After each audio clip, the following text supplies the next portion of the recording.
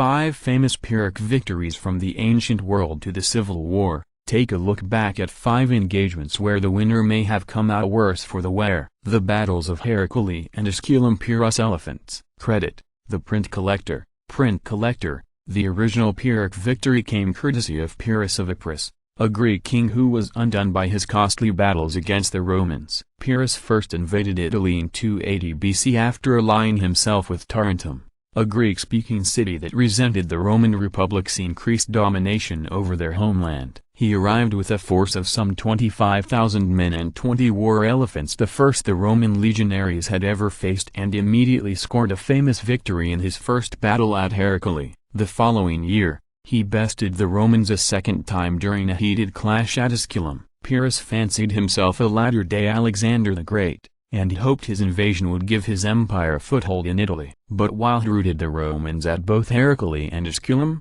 he had also lost more than 7,500 of his most elite fighters, including many officers. Pyrrhus had no way of replacing his casualties, and his failure to deal the enemy a death blow sent morale plummeting within his ranks. According to the ancient historian Plutarch, the warrior king was quoted as muttering, "Oh, if we are victorious in one more battle with the Romans, we shall be utterly ruined." Following a setback at the Battle of Beneventum in 275 BC, he reluctantly called off his campaign and sailed back to Greece. The Battle of Malplaquet. The Duke of Marlborough giving orders during the Battle of Malplaquet. Credit: De Agostini. After King Charles II died without an heir in 1700, the War of the Spanish Succession erupted over who would assume his place on the Spanish throne. The struggle reached a bloody zenith at 1709's Battle of Malplaquet, where an alliance of some 100,000 Dutch, Austrian, Prussian and British fighters under the Duke of Marlborough met a 90,000 strong French army. Marlborough was eager to crush the French forces,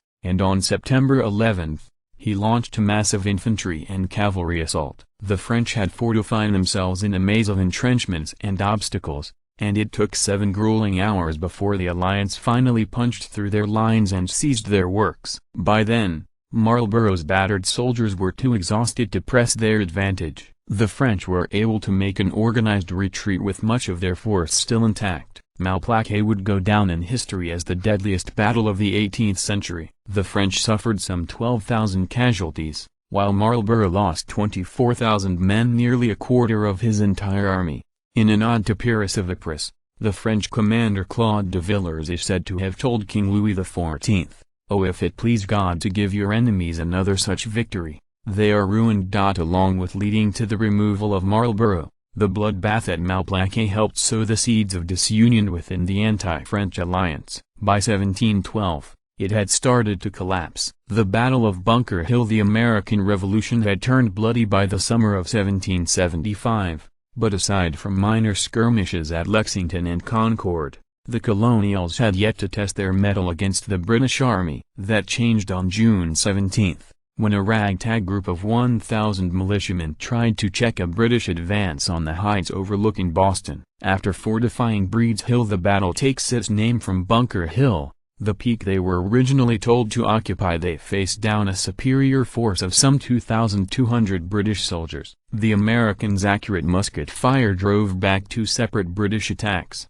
but by the third advance, they had expended their meager stores of ammunition. Following a few frantic minutes of hand-to-hand combat, the militiamen abandoned the hill and retreated. The British victory at Bunker Hill came at a punishing cost. Compared to 400 killed or wounded for the colonials, the Redcoats sustained more than 1,000 casualties, and their heavy losses forced them to scrap plans to seize another piece of high ground on the outskirts of Boston. The Americans, meanwhile, hailed the defeat as a moral victory. They had gone head-to-head with a larger and better-equipped enemy, and had shown they would not be beaten without a fight. While British General William Howe lamented that his success had been too dearly bought, Patriot leader Nathanael Greene wrote that he wished the colonials could sell them another hill at the same price. The Battle of Borodino. Napoleon's retreat from Moscow. The single bloodiest day of Napoleon Bonaparte's military career unfolded on September 7, 1812. When the French emperor was in the midst of his doomed invasion of Russia. During the early stages of the campaign, the Russian Imperial Army had been content to stage tactical retreats, and Napoleon's Grand Army had advanced to within striking distance of Moscow. But when the French neared the small village of Borotino, Russian commander Mikhail Kutuzov finally turned his army around, constructed fortifications and prepared to make his stand. Napoleon wasted little time. In typically aggressive fashion, he threw his 130,000 strong army against the Russian lines in a frontal assault. Kutuzov's men responded with a series of brash counterattacks, and the battle hung in the balance until late afternoon, when the French finally claimed the main Russian redoubt. Napoleon was reluctant to send his elite Imperial Guard into the fray, however, and Kutuzov's army managed to escape destruction and flee. Napoleon was left in full control of the battlefield, but it was a ground littered with French bodies. His Grand Army had suffered some 30,000 casualties, a full 15,000 fewer than the Russians, but far too many to be sustainable when fighting on unfriendly soil. The situation only worsened when Napoleon moved on Moscow a few days later. He found his victory prize largely abandoned, and shortly after his arrival, the Russians set fires that burned much of the city to the ground. Napoleon called off the campaign a month later, but his retreat was dogged by the Imperial Army and the frigid Russian winter, both of which took their toll. By the time the French finally escaped from hostile territory, they had suffered a staggering 400,000 casualties. The Battle of Chancellorsville painting showing Stonewall Jackson being wounded. Few Civil War battles demonstrate General Robert E. Lee's tactical genius more than his May 1863 victory at Chancellorsville, Virginia. Despite being outnumbered 2-1 by General Joseph Hooker's troops, Lee took a huge gamble and disregarded all military doctrine by twice dividing his forces and taking the fight to the enemy. His bold strategy dashed Hooker's hopes of enveloping the Army of Northern Virginia, and ultimately forced the Union commander to withdraw across the Rappahannock River in disgrace. While Chancellorsville is often called Lee's masterpiece,